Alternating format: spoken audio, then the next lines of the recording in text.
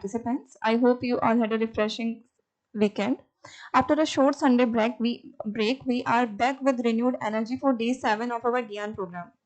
Before we begin today's session, let's take a quick look back at the insightful lectures we had on day 6 so we can smoothly continue our learning journey. We began with a thought-provoking session on natural sweeteners, the relevance of food naturalness for consumers, where we explored how consumers' perception of natural food influences their perceptions and purchasing decisions.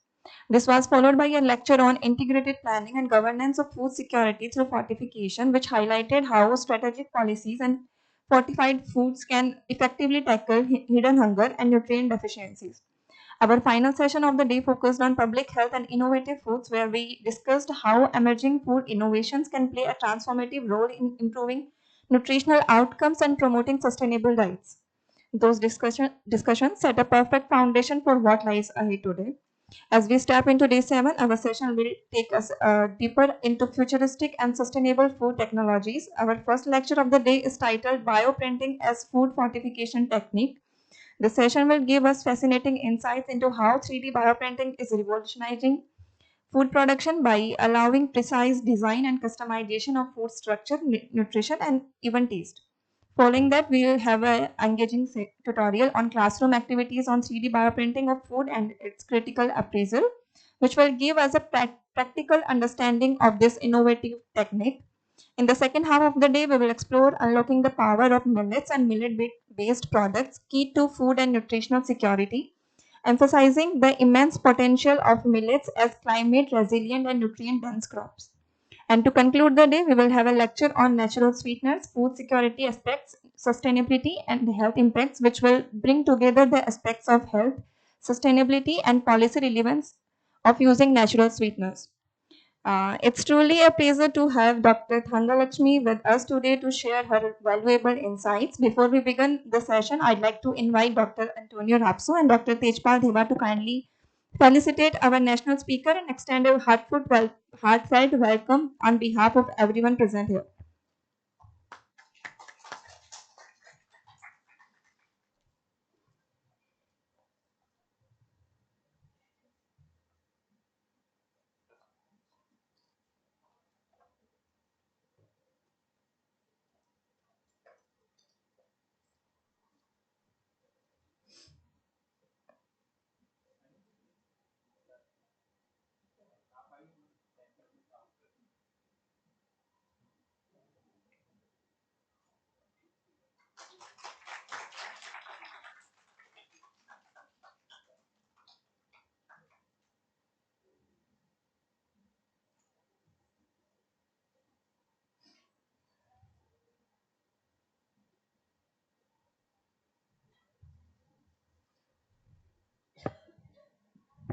Dr. S. Thangalakshmi is an associate professor in the Department of Food Engineering at the National Institute of Food Technology, Entrepreneurship and Management, Kundli, where she has been serving since 2012. She holds a BA in Electronics and Communication Engineering from Madurai Kamraj University and an MTech in Automation and Robotics from GBTU, Lucknow.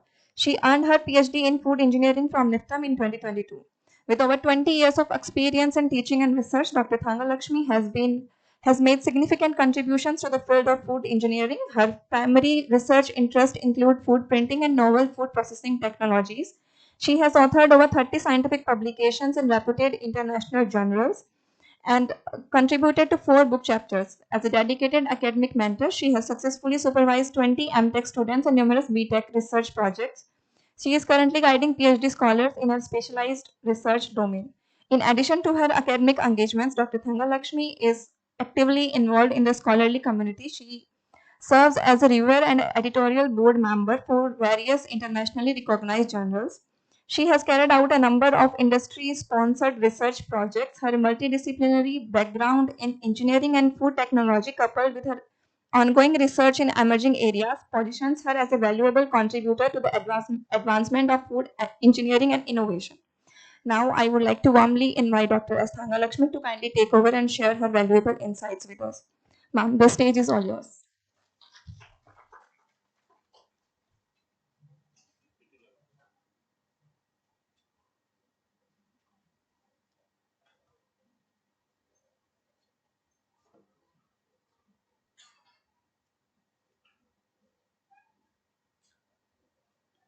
Thank you, dear. Thank you, Dr. Tejpal, for this invitation and this opportunity to visit CUH for the first time. Good morning, all of you. It's a privilege to be here and a part of this course. Uh, how many of you have heard about the term footprinting? Before I start, I just want to know whether you know about this term or you are hearing this term for the first time. And it can be an interactive session. Maybe first session, I have two sessions for the day. First session, you can hear it out. Even still, if you have any doubts, you can ask me at any point of time. And the second session, I would prefer it to be an interactive one, so that we will have a break first and I will give you some questions to think about it and come back after the break, so that we will have an interactive session in the second one rather than it's a one-sided lecture. I would prefer it to be an interactive one. So first, tell me, since I have heard from Dr. Tejpal that it's a very multidisciplinary composition over here, people from varied and different backgrounds. So it is important for me to understand the type of audience so that I can deliver to the most possible so that the reach is good. How many of you have heard the term footprinting first? Please raise your hands if you have heard the term footprinting. No, you have not heard the term footprinting. Okay. Then if it goes very much heavy or higher for you, you just let me know, because some technical points also I have to cover. So I have tried to cover it to the possible extent over here. Okay. So footprinting.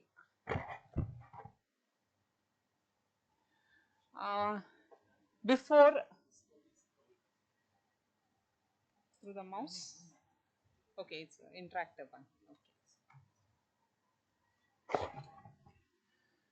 Okay, so before starting into it, I would like to give a brief a layman understanding of what is footprinting. You know printing in general, right? Printing is, it's actually a two-dimensional printing what we do.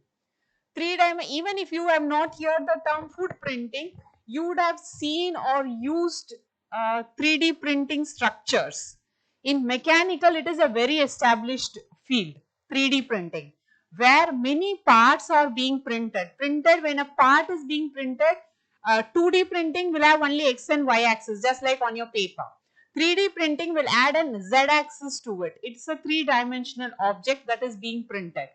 So in mechanical, maybe PLA, there is plastic based products are printed to a larger extent. 3D exact size, small size structures are buildings. When you see some buildings over there, which is exactly the smaller dimension of an actual building. In parliament, if you go, there is a smaller parliament, overall structure is shown.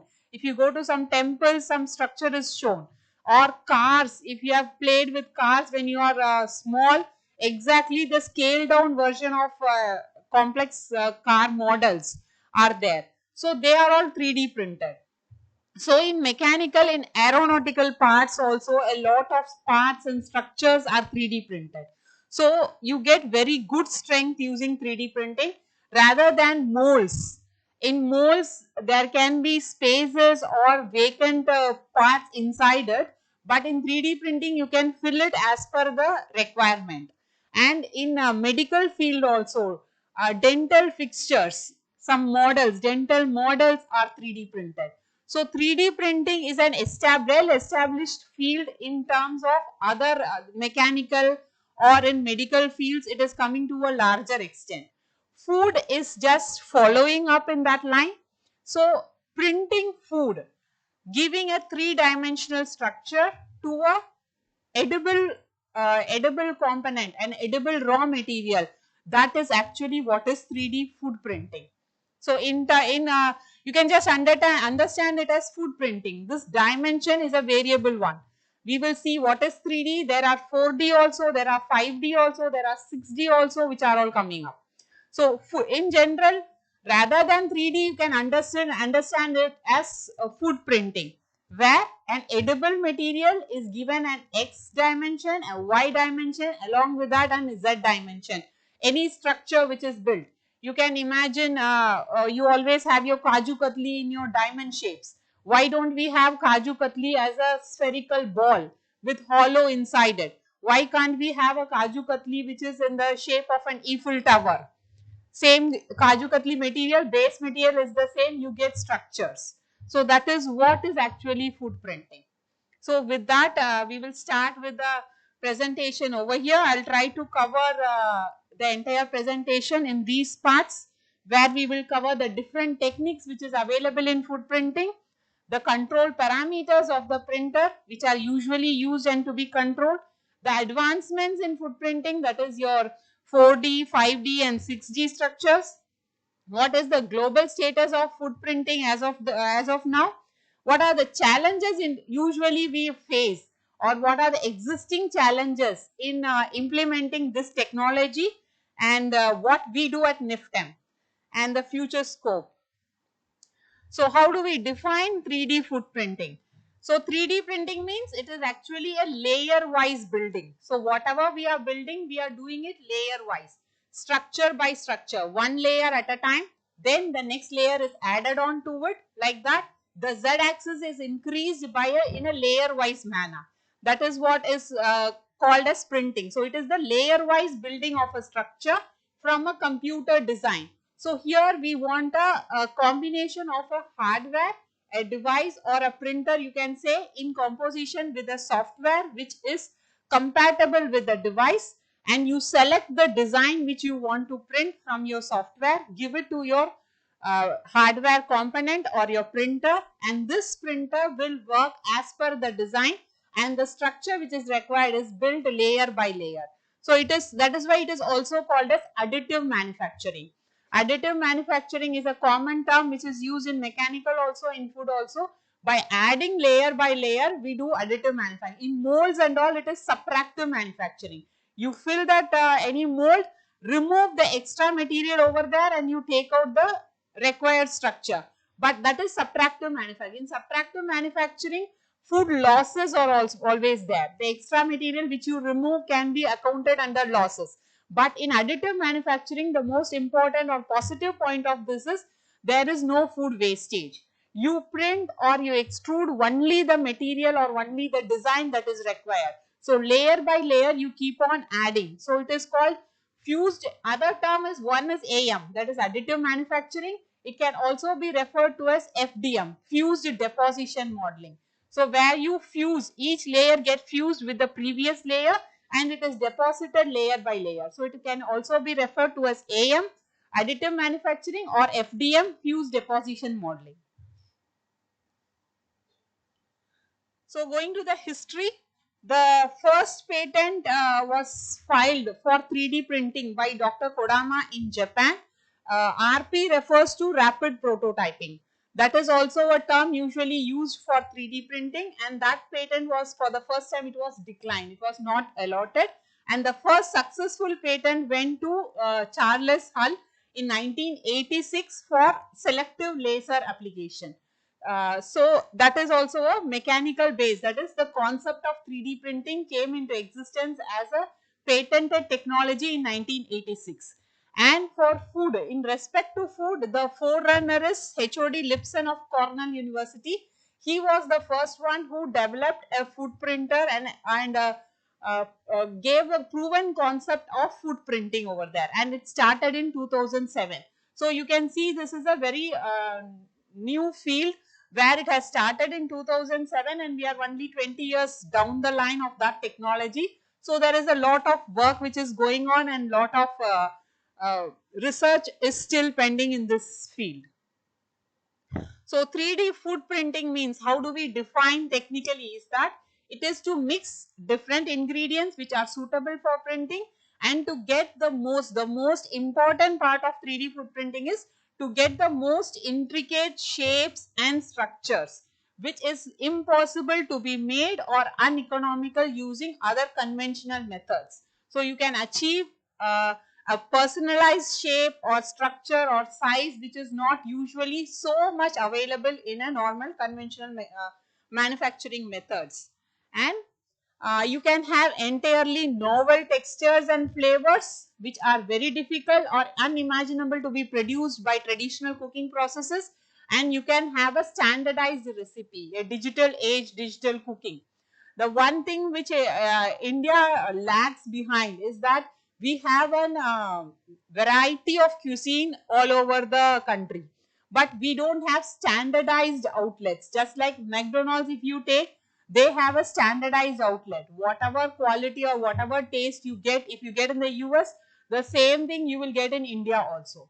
But in Indian cuisines, this is one thing that is pending. We have still a few players over there, just like Haldirams, who are having international outlets over there. But still, a lot can be done if we digitize those recipes. If you have a standard method, even suppose idli, if you take, if you go and have idli from South India actually, and you take the same idli from a North Indian restaurant, there will be a zameen asman ka difference will be there. We know South Indians can never have idli from a North Indian Haldiram, because there is a difference in that recipe, how they make. Even my friends who take idli from my house, they will say we can never have idli from here. The difference is there. So because that is, the recipes are not digitized, not standardized, in other terms. You don't have a standardized recipe. To standardize anything, you have to start standardizing from the raw material itself. Quality, quantity, everything has to be standardized over there. So that can be done if we bring in this type of digital technologies into the cuisine or the cooking part of that.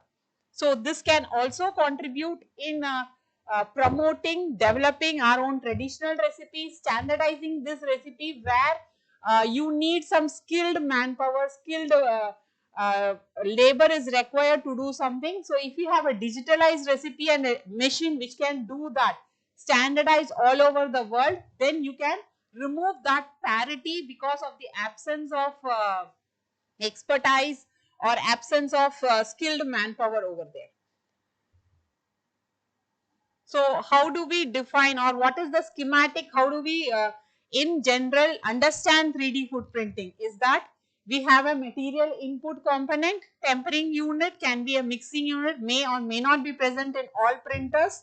Then there will be a pump which will push the material into an extruder head.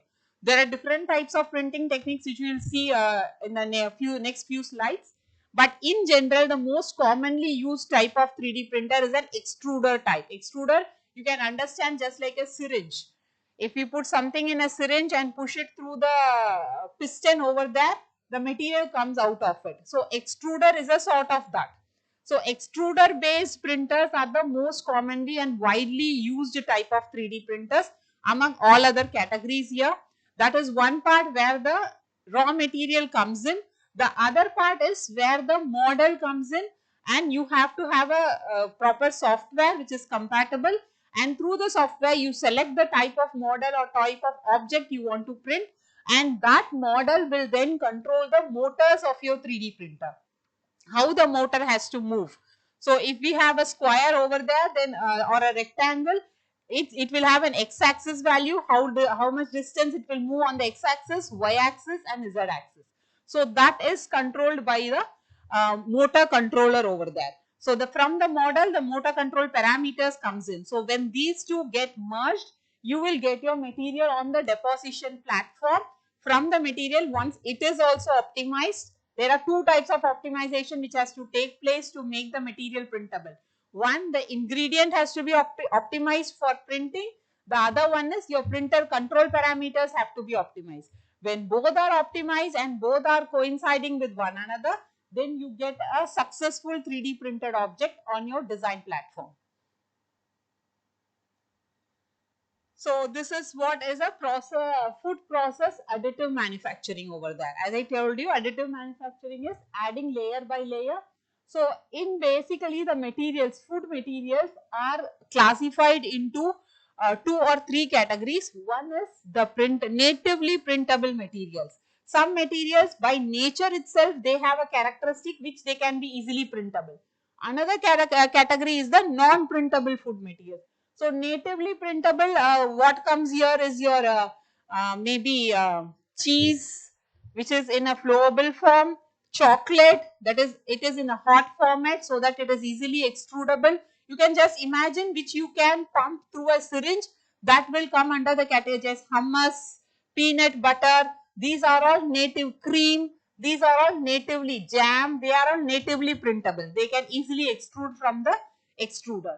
Another one is the category is the non-printable material. Matlab in general used products just like our fruits and vegetables are no, they are not natively printable. You can make them printable by some variations, mash them, remove water or add water based on the composition of that, maybe add some hydrocolloids or add some starch to make it printable like that. So you can make the non-printable as printable by some alterations, maybe by some pre-treatments or doing something you can make it printable.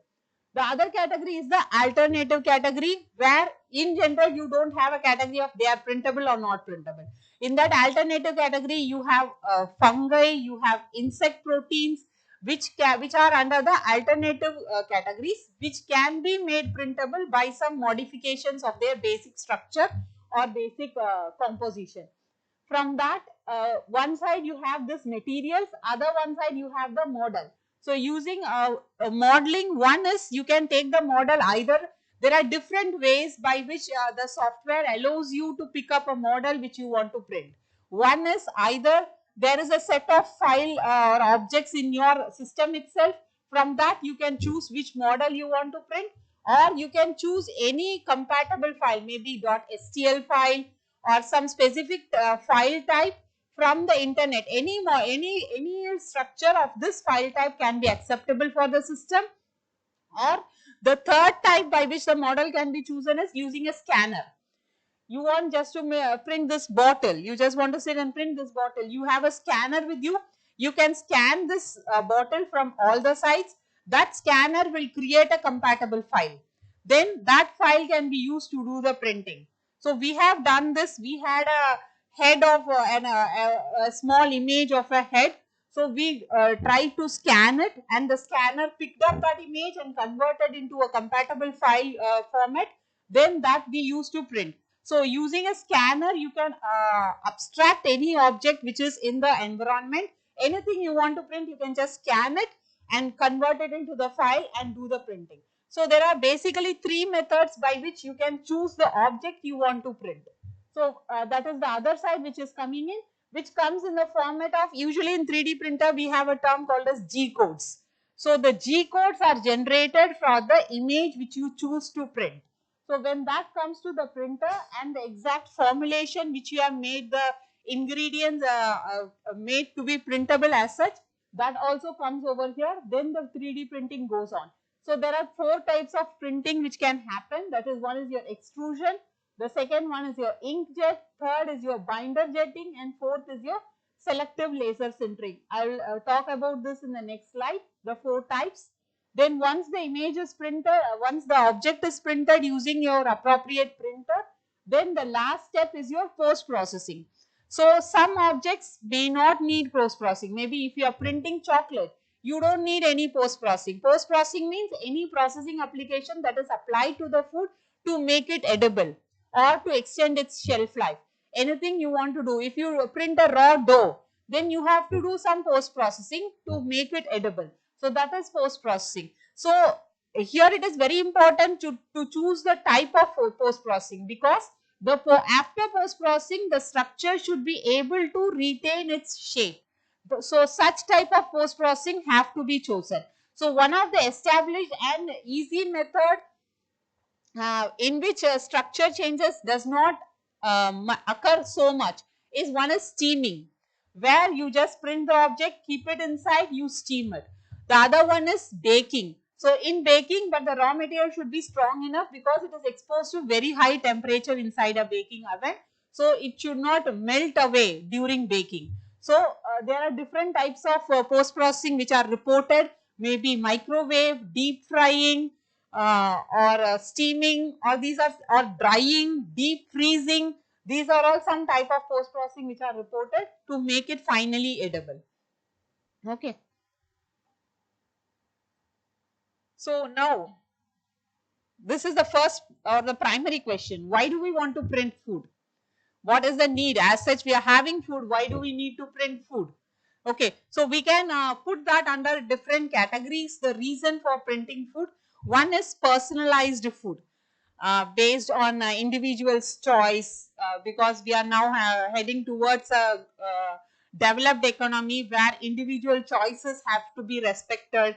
So a person's individual choice based on, I want to add this one or something else, you can have an outlet over there where someone having a vitamin D deficiency can come and have a vitamin D enriched some product. Someone can have a vitamin B12 enriched product over there. So at the same time, making it attractive, you offer some extra nutritional benefit in that product, so that parents also, when they give to their kids or something, without any guilt, they can give the product to them. Or iron enriched product. So personalized nutrition is one thing where you can have it. In addition to that, personalized nutrition specific application is for dysphagia patients. Do you understand? You have medical students here who are dysphagia patients. Yes, those who have a difficulty in swallowing the food. So, since we are moving towards an age where we are expected to have a higher number of geriatric patients, or old age population will keep increasing in India. As of now, we are a very young nation where we have the younger population to a larger extent. Now, when we move towards that, or the countries which are moving towards that, just like China, Japan, which are having an aging population, they have to address the aging population's basic demands or most commonly reported problems. In that, dysphagia is one such category where swallowing difficulties will be there. They will not be, that is, the person who is suffering from that will not be able to swallow solid foods. So, they want semi-solid food all the time. All the time you give porridge to them, anyone can get bored. So for dysphagia patients, this has been proven, and proven as a convenient and a proven solution for that, so that you can print a variety of foods which are calorie rich, because they cannot have much within a small quantity of food. You have to provide the required calories to them. So calorie rich food and giving shape and structure makes them feel good, because food is not only for our energy and consumption, it is a emotion. Actually, food is an emotion. You love food not only for what you taste, for the appearance, for the smell, for everything, for the texture, for the touch you want, everything is incorporated in the food. So that is why we cannot have the same food every day. We want variety in that. So that is given using this for a specific. So that also can be coming under personalized nutrition for a specific population, or for a specific category of people you target food products, that will come under personalized. Alternative ingredients, protein importance is coming on stage a lot, so we are searching for alternative ingredients. So alternative ingredients like algae, grasses and insect proteins, these are all easily printable. So you can have it and make it attractive, so that you have an alternative source available over there for protein. Convenience food, it can act as a personal chef plus microwave. As of now, we don't have. There are one or two food printers which offer cooking along with printing. There will be printer also inside it. So once it is printed, it can be cooked also. You can give the heating options to it like that. So if it is done, then it is a personalized chef sort. Design freedom, that is the most important one in 3D printing. You can attain innovative shapes, structures and other things which is not actually possible using normal mechanisms. So when we have to print food, the properties of the ingredients plays a very critical role. Whether the material is printable or not, that itself is a big challenge. Now most of the papers are coming based on this only, that reporting different variety of materials as printable. So how do we report that? The properties of food material plays a very critical role in making it printable. So if we have rheological properties in which we can estimate the flowability and viscosity, that rheological property plays an important role in the printability. The ones within that diamond shapes, they are the characteristics of the printed material, and those within the circle, other things, they are the property of the material. So material properties, how it is coinciding with the printability properties or the printed product properties, is that the rheological properties will play an important role in printability. How it is flowable, how hard it is, how strong is the structure. So for a material to be printable, two main characteristics have to be taken into consideration. One is it should be flowable. That is, it should be able to extrude from a syringe sort. The other thing is, so extrudable, if you say the dough of a dosa, if you have seen dosa dough, is it extrudable? Will it be extrudable? So can we use it for a printing application? No, because there is another property also which comes into effect to make a product to be printable. Once it is not only printing. The other thing is, once printed, you get a Z axis over there, maybe 2 centimeter, 3 centimeter at least. When you get that Z axis, the material should have a structural strength to retain that shape also. So if you print dosa dough using that printer, will it have that strength to retain over there, to take up that 10 layers over there? So now tell me whether your dosa batter, is it a printable product? No. So for a material to be classified as a printable product, two main categories or two main points have to be taken into consideration. One is it should be extrudable. Other thing is, once extruded, it should have a structural strength to retain its shape for at least 1 centimeter or something like that. So your that roti dough, whether it is printable, हाँ, रोटी के लिए जो आटा गूंथते हैं, whether that is printable, हाँ, no. As such, in which composition it is for a roti, it is not printable. It is too hard to be extruded from a syringe, right? So this is the balance that has to attain. It has to be somewhere between your roti dough and your a semi-solid sort. Semi-solid sort in the sort baby food, when you mix it, it will be extrudable, but again it will not have the strength to retain its structure.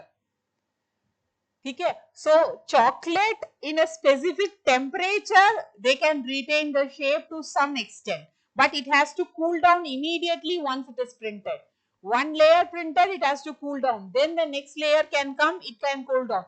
There are cooling plates available. There are fans available which are kept closer to your printer, so that once the one layer is printed, it is immediately dried before the next layer is placed on top of it. Okay.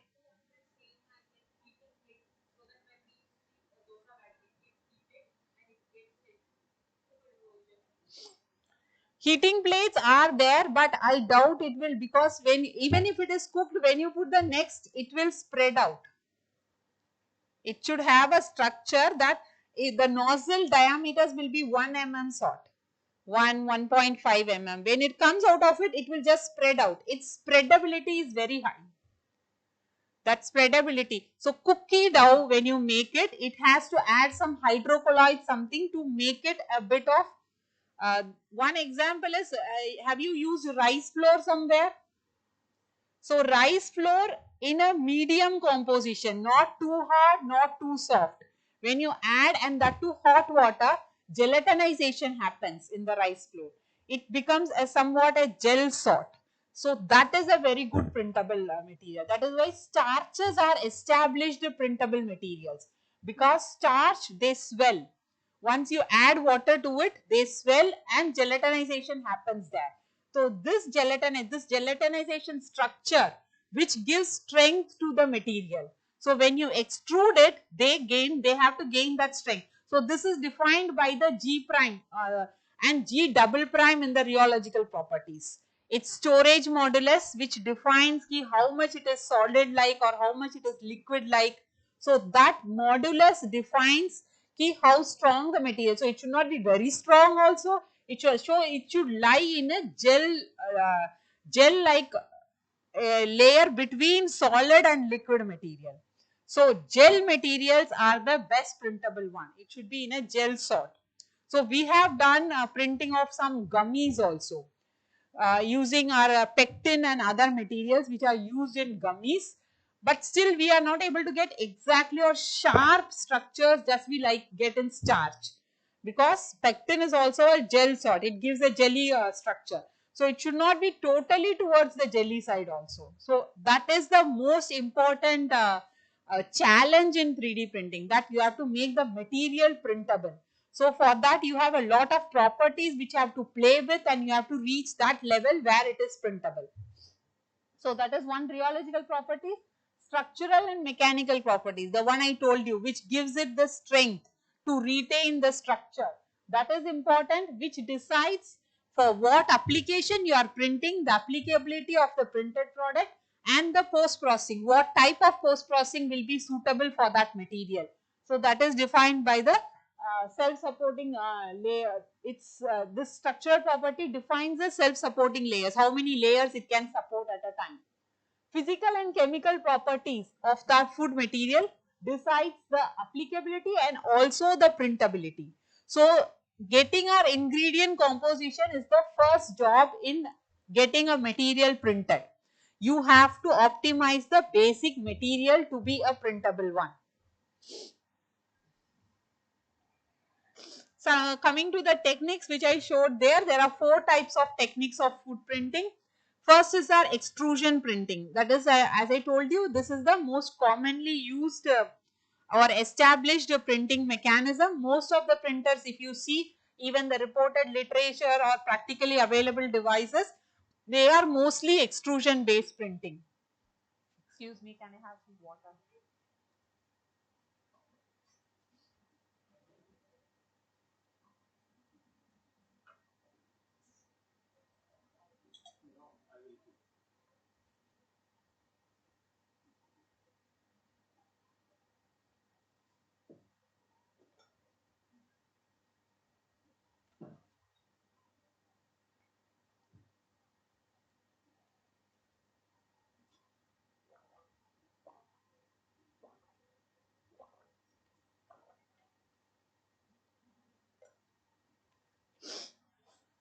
So coming to the techniques which are usually available, the first is our extrusion based. As I told you, it is a syringe based one.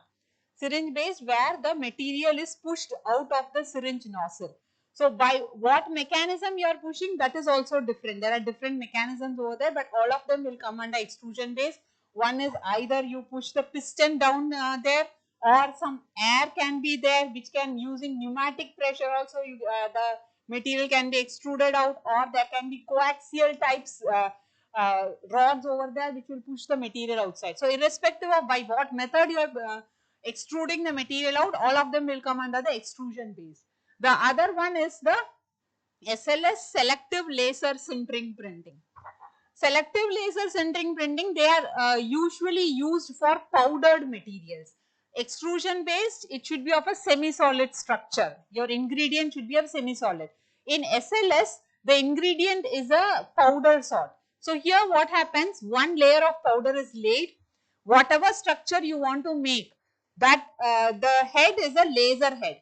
The laser head will move around the print spread out material. So what happens there? Laser will generate heat. So the material will heat and it will liquefy a little bit. So the material property should be like that. Now once the SLS head moves once, suppose a circle is being printed. So once the SLS moves once, it will move, the next layer of powder is laid. So the already first layer is having some liquefying property over only the structure where it was, where the SLS head has moved. So now the next layer, again it will move once, third layer the head will move once. So it will keep on heating and fusing only in the structures where you want the shape. So here the rest, it is a sort of subtractive manufacturing then. Here the rest of the powder has to be removed. Once the printing is done, you take out only the 3D printed object there. So that is your selective laser sintering. The third is the binder jet printing. Binder jet printing is instead of a selective laser head, where the head is giving only heat over there, Here the binder jet, the head will be dropping out some liquid which will be fusing the powder material. In binder jet also the base material is powder. One layer of powder is laid, a liquid comes over there and moves over the structure or the shape which is required. Next layer powder, liquid is dropped, next layer. So where the structure is required, only there that liquid, fusing liquid is used. So it will gel together, maybe a sugar solution or something which can have that holding property over there. So that is your binder jetting. The fourth is the inkjet printing. This is also a sort of binder jet printing only, where liquid is there, but it is not a continuous process. It can be used for, excuse me, it can be used for some decorative purposes like that. That is on top of a pizza, if you want some decorative designs to be made, that is drop on demand. Inkjet is a sort of drop on demand. Where it is required, only there it will go and make the shape and structures, different structures which is required. So these are the basic four foot printing techniques which is commonly used. So this I have explained you where they are used, that is what type of material we use that one, and what material property affects this type of printing is here. So this you can see, these are some of the complex shapes which are printed using foot printers. These are sugar based products. So that is used manufactured using your that is selective laser sintering or your binder jetting mechanism. You can see it is difficult to make such structures in a normal or a traditional mechanism. So such complicated 3D structures can be made. The above one is a printed one, then that is a post processed one. Deep frying has been used, that is a meat product which is printed, and then deep frying has been used as a post processing mechanism, and we are getting, that is, it's a proven method where the shape and structure is retained after printing also. So they are some of the other 3D printed products here. They are not actually what they are shown. Corn which is shown is not actually corn. From a base material they have printed the structure of a sweet corn over there. And chicken legs piece which is printed, that is using some alternative protein, vegetable based protein product is printed of this shape. Okay. So that is one. So we have seen the material. First thing when you want to print is your material composition has to be optimized. So for that we have seen two material properties which are very important in making the material printable. So once the material is made printable, it does not give you assurance that it will be printed. So there is another composition which also has to be optimized, and that is your printer control parameters. That also plays a very important role in making your product printable. So that printer control parameters, in addition to this, the first one which is written in bold is the ingredient combination. That is the most important thing which you have to work upon to get a material printed. The others, these are all the parameters, that is the printer control parameters, which also plays an important role in making the raw material printable. We will see one by one. So print speed means at what speed your printer head is moving on your deposition platform. That is called as your print speed. So typical print speeds are usually 20 mm per second or 30 mm per second, like that. So it moves, the head will move in that speed. So it has to be optimized. If you have a higher print speed, what will happen? What can be the pro and what can be the con of a higher print speed means the head, it moves in what speed. Suppose you are making a square, presume using a printable, your material is printable, you have established that. Now you have a print speed to be set. One is you can have a very high print speed, one you can have a very low print speed, and you have to optimize between the two. That is the best. Now if you have a high print speed, what can be the cons of that and what can be the pros of that?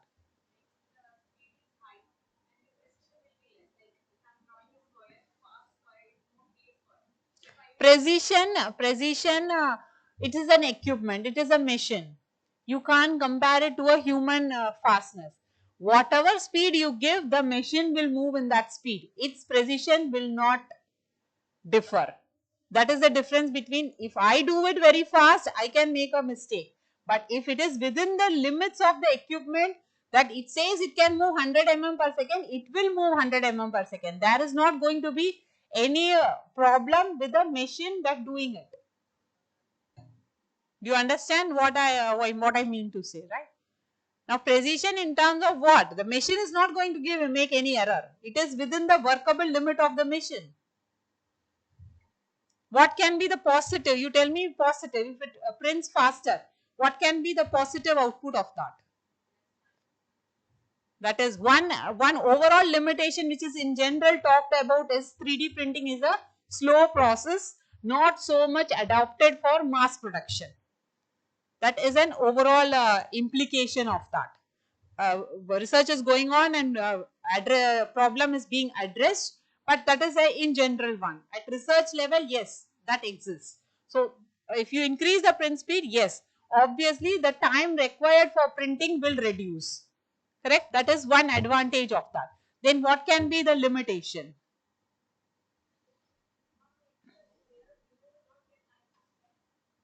Time to proper? No, strength is not dependent on time here.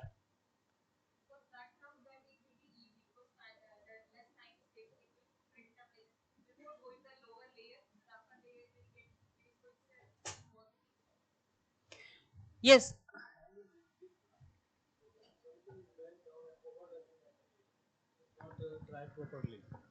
Now we are talking about time less. Print speed is higher. First we are talking about this term. Let's finish its pro and con. So now we are having a less time. Now tell me what is the disadvantage of having a lesser time for printing an object? Yes?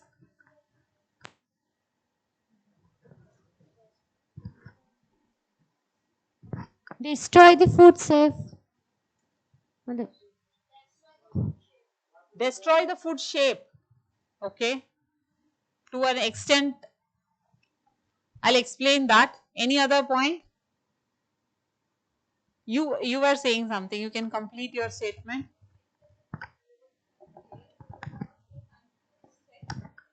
Okay, set you were said. Okay. Anything else? Ma'am, some material need time to dry. So in that case, if we are reducing time, that layer will not be dried properly. Usually in printing, we don't expect the previous layer to dry. If it dries, fusion will not happen. We want it to be fresh. So because it is fusion deposition modeling, it has to fuse with the previous layer. How much it fuses is an advantage for printing. So you don't expect it to dry as such.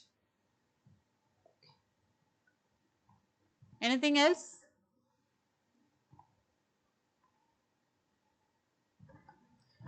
Actually, the material when you extrude, it is a biological material, right? It will need some time to extrude. It is not that they will extrude as such so faster, because we are making the material so that it is having some strength also. Strength means you have to then, how much strong it is, that much difficult it becomes to extrude from your extruder, right? Then you have to put in that much force over there. So it will take some time for the material to extrude out of the extruder. So if you move faster, what will happen? The material may not have been extruded from your nozzle, but your printer has moved from your actual position. So there will be gaps in between. The material will not be fully extruded. You have to give time for the material to extrude and move it at an optimized speed so that extrusion also happens and it lies exactly over the previous line. So that is the optimization you have to have. The other one, if you make it slow, what happens? One is time, it will take a longer time to print.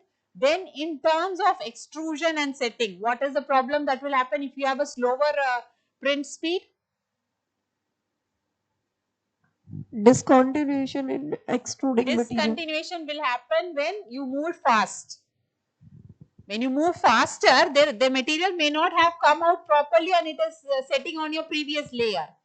right? If you move slow, discontinuity will not happen because material will be coming out continuously in a slow moving printer. So what is the material will be consumed? huh? More raw material will be consumed. So what will happen to the structure there? Because we are more Overlapping. concerned about the structure now.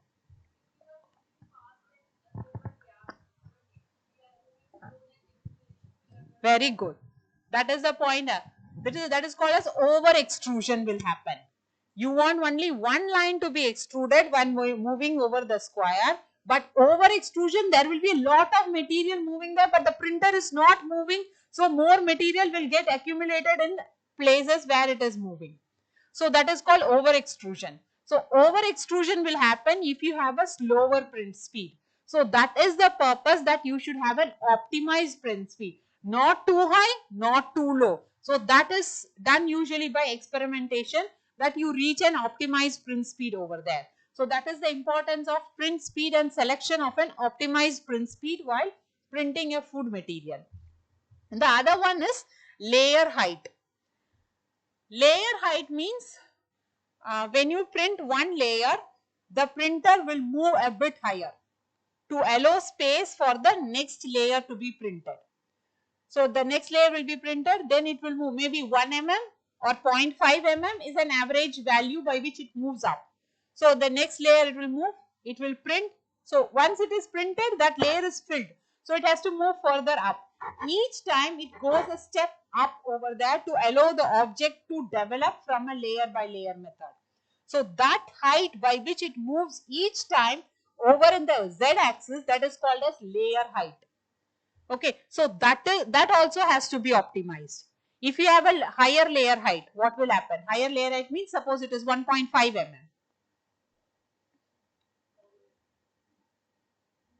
What will happen?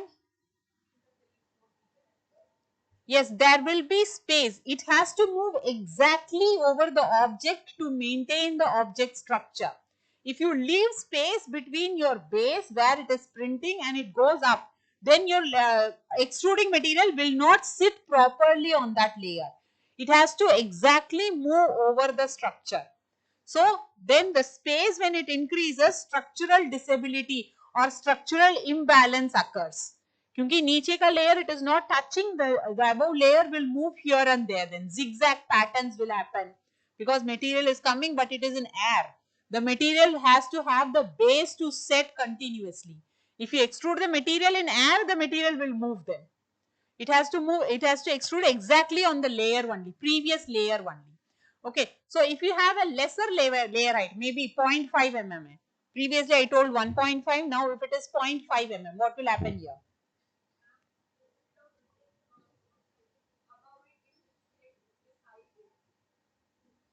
Not beside it, how can you put it better?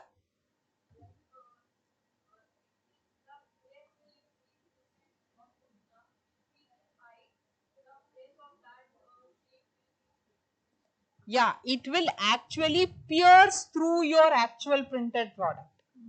Your shape is going to be affected because your nozzle has not gone up. You have put in material. It will keep moving on the shape, already printed shape only. It will move only a little bit higher. So piercing will happen of your already printed structure. So it has to move exactly above, and this is related to a larger extent on your nozzle diameter. Nozzle diameter means the size of the nozzle by which the material comes out. How it is related? Any guess? This layer height is a factor dependent on nozzle diameter. Circle from the it's coming like the length. Sorry, so the breadth means the if it is one drop, we can say if it is like 0.5 mm, then the length will be of increased of 0.5 mm. So like that maybe. That is what here it is shown. Here this is a smaller nozzle diameter material, that is a larger diameter material. So usually this layer height is kept as 0.75% of nozzle diameter. So when the nozzle diameter is smaller, you are having a smaller, that is the radius or the diameter of the material coming outside will also be smaller. Take a noodles type. You have a different size of noodles, thinner noodles, thicker noodles. If you have a thinner noodles, the next layer has to be smaller than that. So it moves a little bit only to accommodate thus that dia of the material. So there will be some, it will not be exactly like the nozzle diameter, it will be a bit larger because of the swelling property of the food, biological material, and they always swell a bit.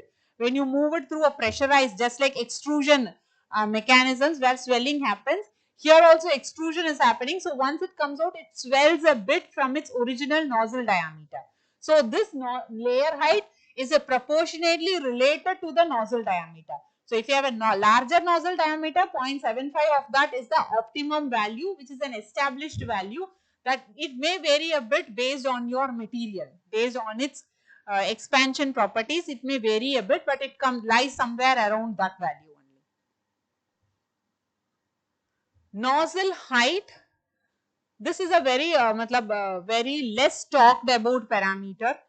Nozzle height means the first time where the nozzle is placed above your deposition platform. That is also called as nozzle base distance.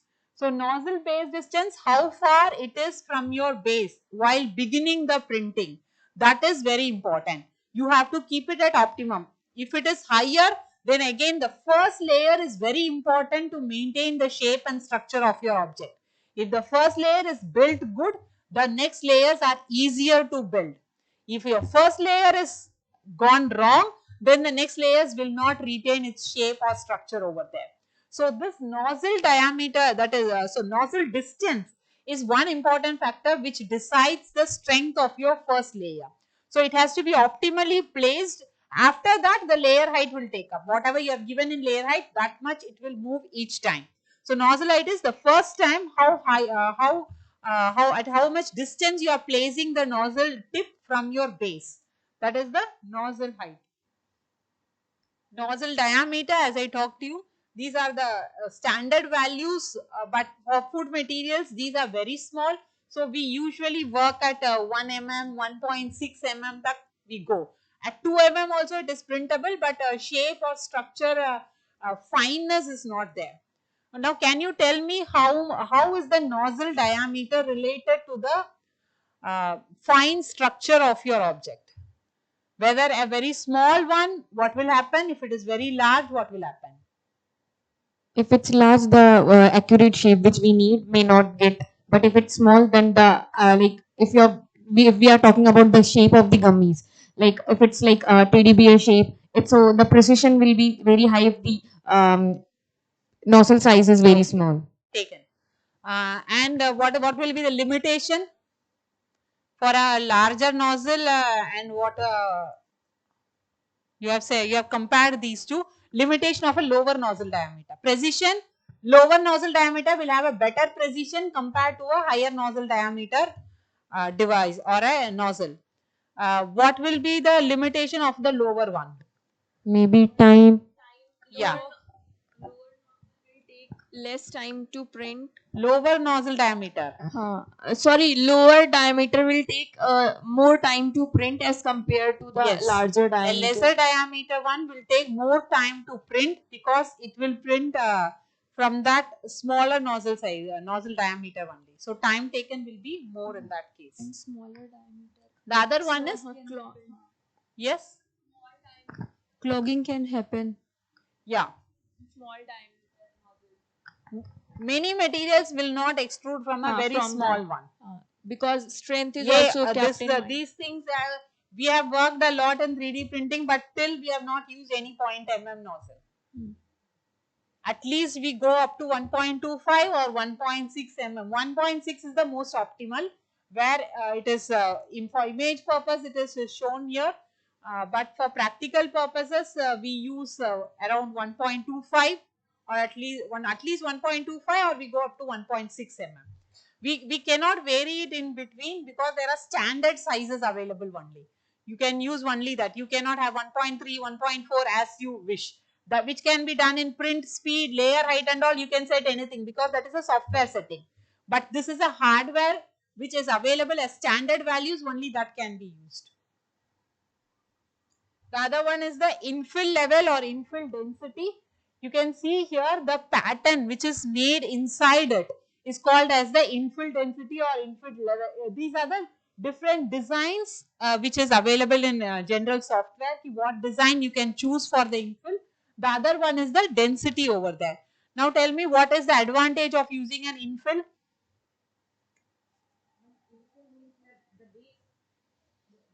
No, for the entire, suppose you are making a square over there. If you choose this structure over there, honeycomb is a normal structure which is used, and honeycomb leke, you can choose 10% honeycomb filling, or you can go up to 40% honeycomb filling, like that. So shape you have to choose from here. For the entire image or entire structure, this will be filled inside. So what can be the purpose of this? It can provide structural support. Yes, one is it will provide structure, strength. If you make only the outer line, the image or the picture may not be that much strong. So if you fill it, the entire structure will take up a strength over there. Suppose you are printing a Taj Mahal. So in Taj Mahal, if you see the center one, if you use zero infill, it will be a hollow one. It is difficult for the structure to retain its shape. It may bend somewhere or fall off somewhere. But if you use an infill over there, अंदर वो fill होके आ रहा है. So when the upper tome it goes up, there also the filling will go. According to the shape, it will reduce the size over there. So any structure will get a strength when you give the infill to it. So if you have a very high infill, then advantage and limitation.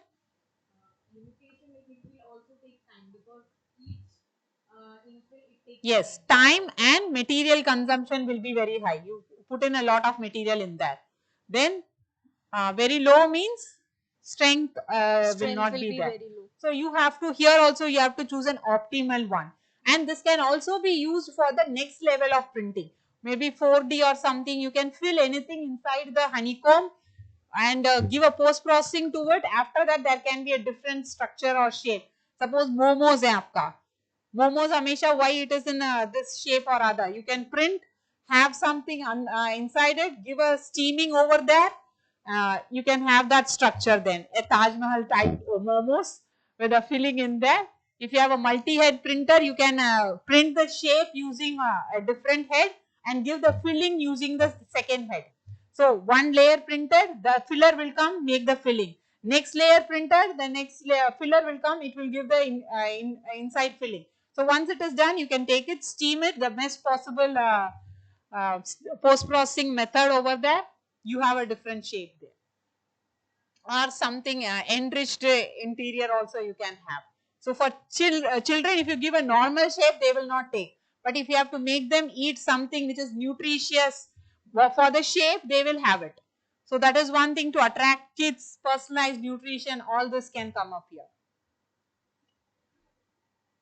So post processing we already talked why we need post processing.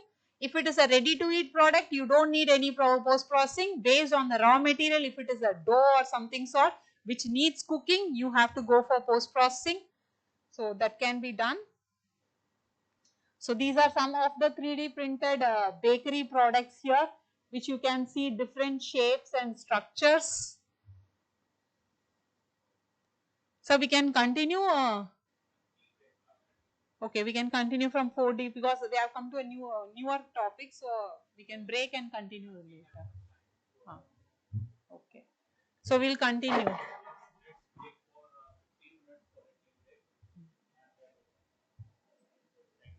Okay, will be here. Pleasure to once again invite Dr. Thanga Lakshmi ma'am to the stage to resume her insightful lecture. Over to you, ma'am. Thank you.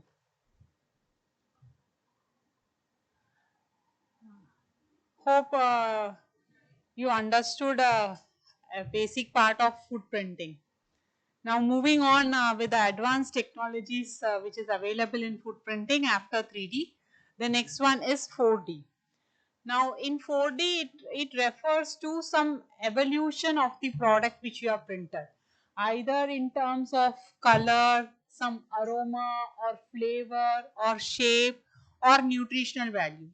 So evolution means some change, some change will happen in either of these parameters.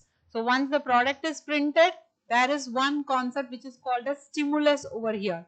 In to make a product as 4D printed in addition to 3D printing, once the product is printed, a stimulus is to be applied, some catalyzing parameter over there which will make or which will induce that change or which will induce that evolution in terms of either there will be a small change in shape or some structure or its color or aroma, something will change over there in response to the stimulus.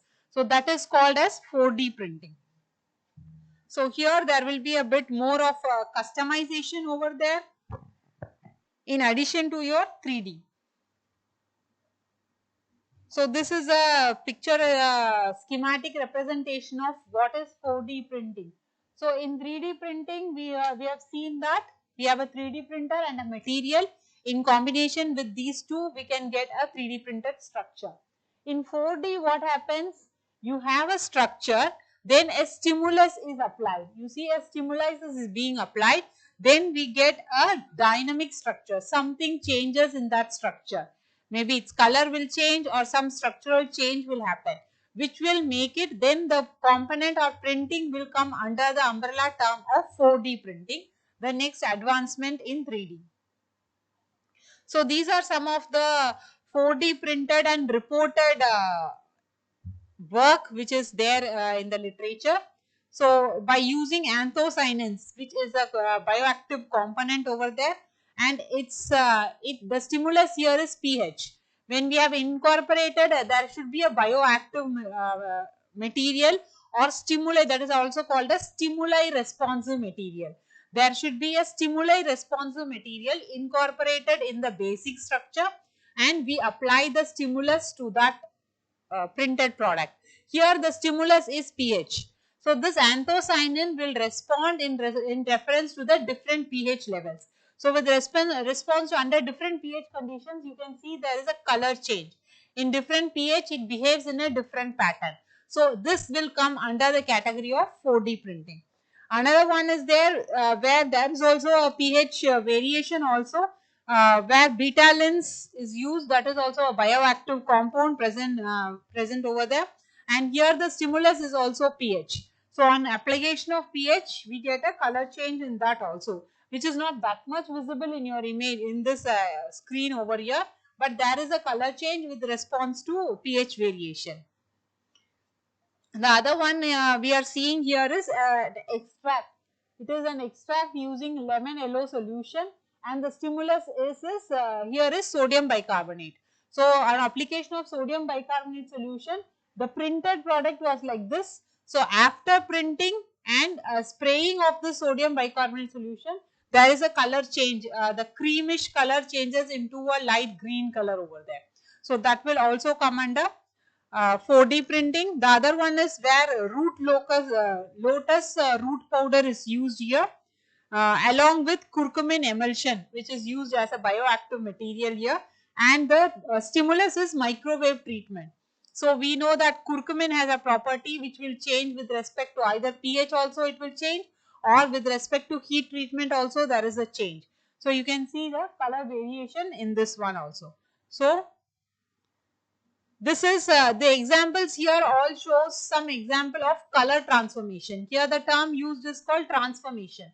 So either it has to undergo either a shape transformation or a color transformation or an aroma transformation or nutritional transformation.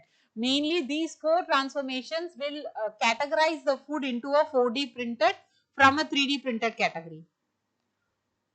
We have the next advancement also over here, which is called as 5D printing.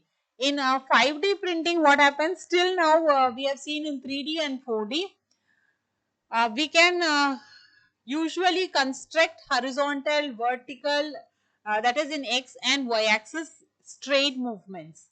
Here in 5D, there is a curved movement over there. Your head can move in a curved fashion also. Otherwise, you have a head, this will move like this only. So any change over there can be done only by your X axis, Y axis and a Z movement. Here there is the head will move in a curved pattern also, and it will stand there and it will print, which you can see here. The head is standing in a curved position where curved structures can also be printed. So printing of here there is other axis in addition to x, y and z axis. There are two rotational axes also involved, which will add to the 5D dimension of the printed object. So you can see a spherical tome jaise, you can print something like that, which is of a sphere type, which is usually difficult to print using a simple 3D or 4D one. So in 5D here what happens, 5D you do a printing of a curved structures. The main emphasis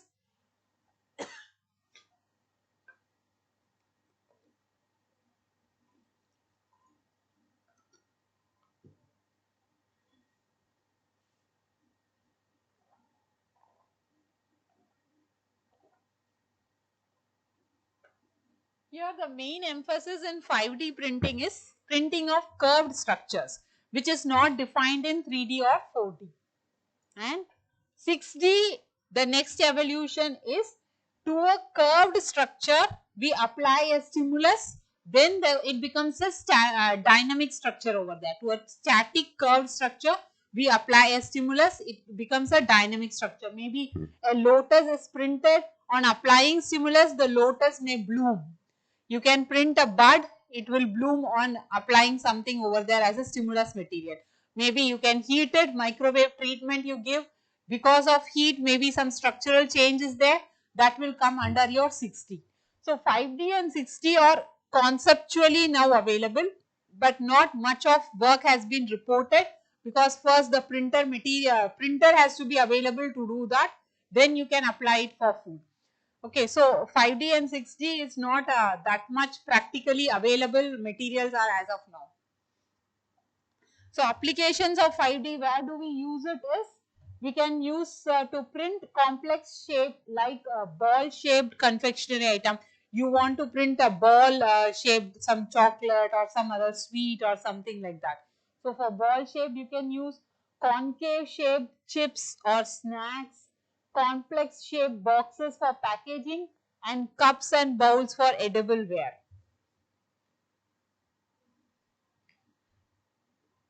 So in 6D printing what happens?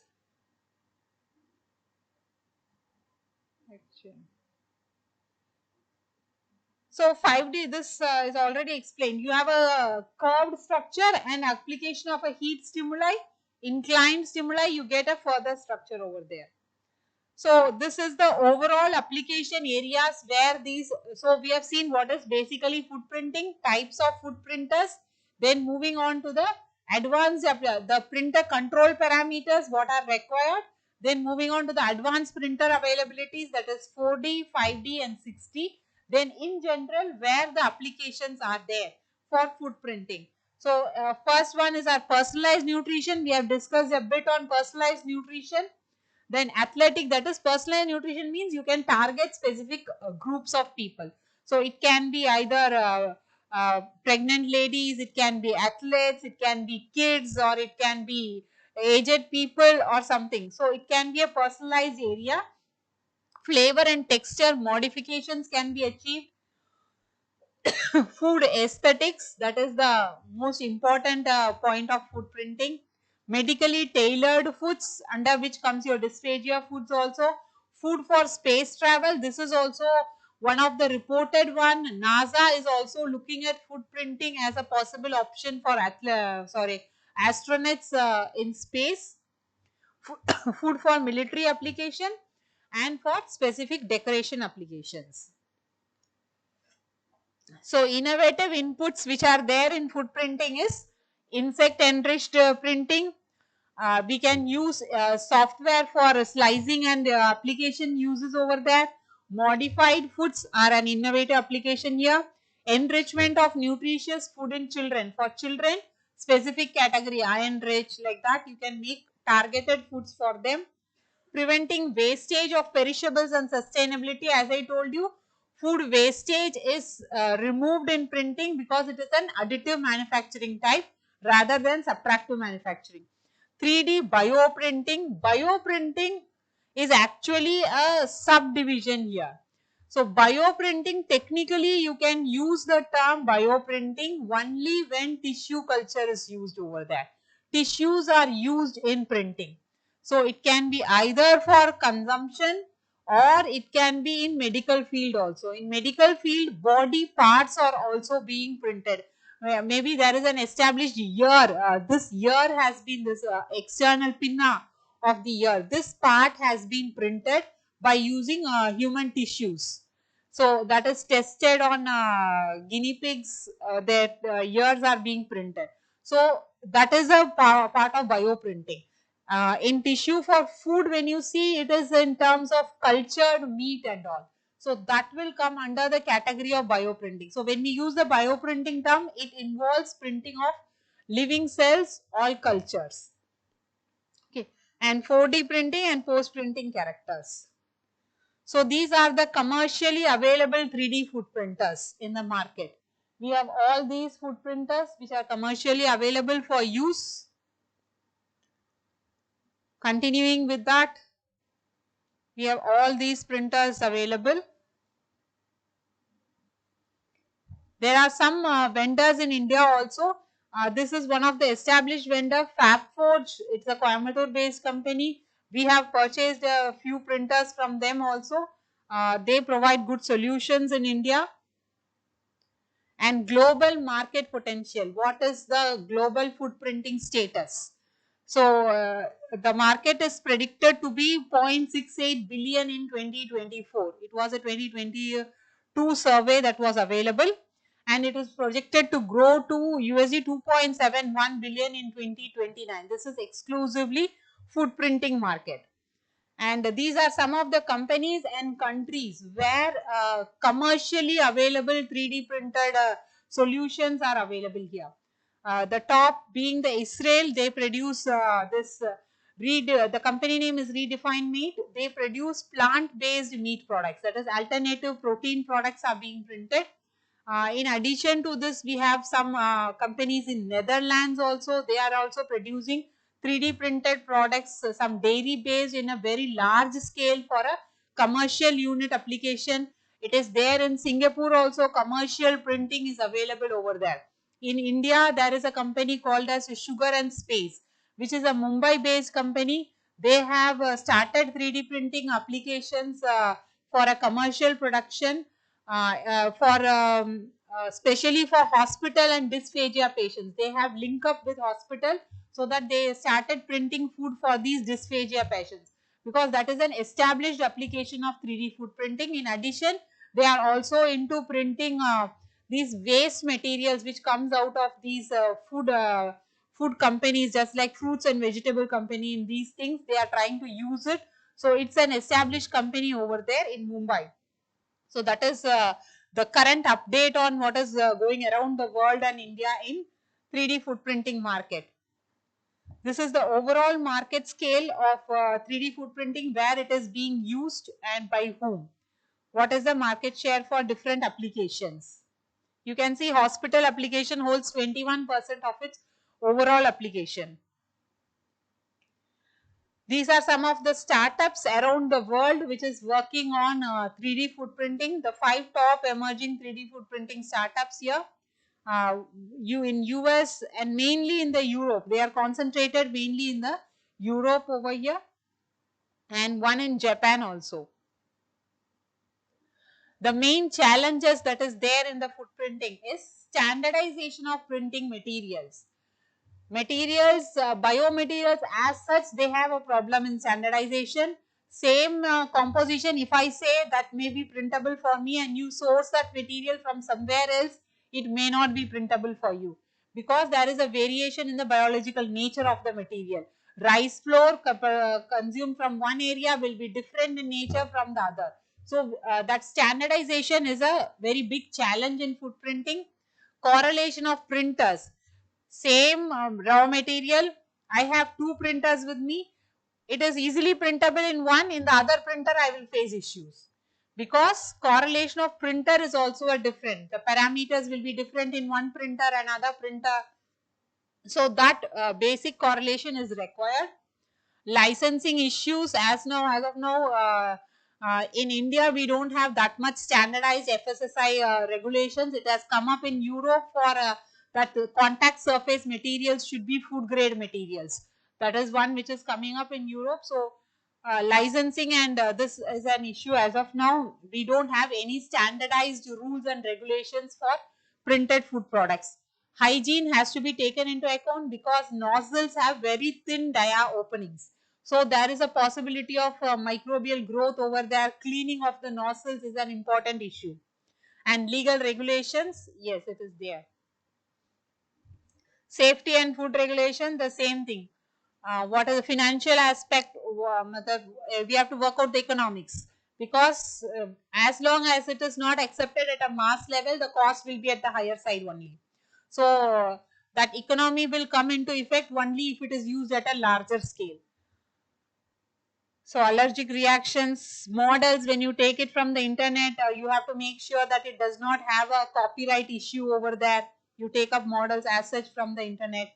Environmental aspects, no study has been done as of now relating it to whether it has a positive impact or a negative impact. There is an energy consumption, cost analysis.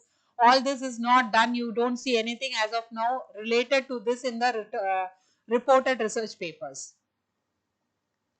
So at NIFTEM we have basically these 3 printers. The last one is not updated here. We have 4 printers as of now at NIFTEM. These are the materials we have printed at NIFTEM for different applications. You can see the head I told you. This is from a scanner. We scanned an image and we tried to print that one. And inside you can see that honeycomb structure infill we have given to give the shape, strength to that shape.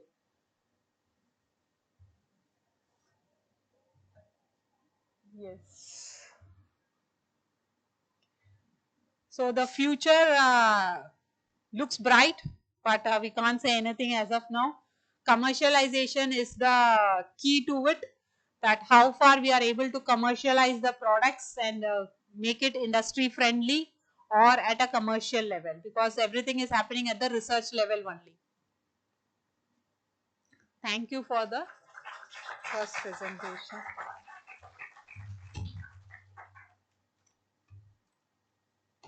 I told you I'll put up a question for you. Now the question is there, then I'll continue for some time, I'll come back with a question. Now you can think about what you would like to print and why. How feasible is the product you are thinking? How feasible is that to be printed? Product, reason, and how feasible according to you. Right? Think about that and put it down. We will come back here. Yes.